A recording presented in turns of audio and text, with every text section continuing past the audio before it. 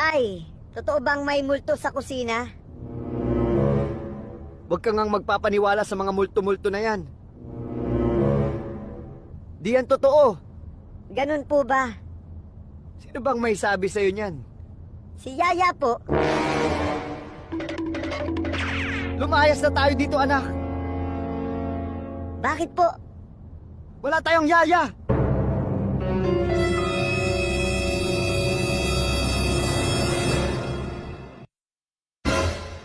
Nay! May multo sa bahay natin! Tigil-tigilan mo nga ako dyan, Bobber. Walang multo. Di yan totoo. Totoo! Sabi ni tatay umalis na daw tayo dito. Bobert, ilang beses ko bang sasabihin sa'yo na wala na ang tatay mo? Matagal na siyang patay.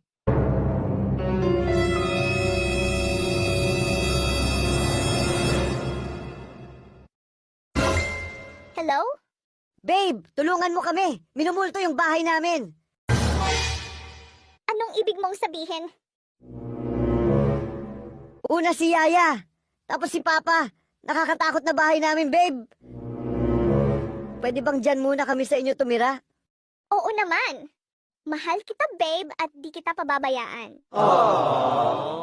Salamat, babe. Oo nga pala. Kasama ko din si nanay. Babe, patagal nang patay ang nanay mo.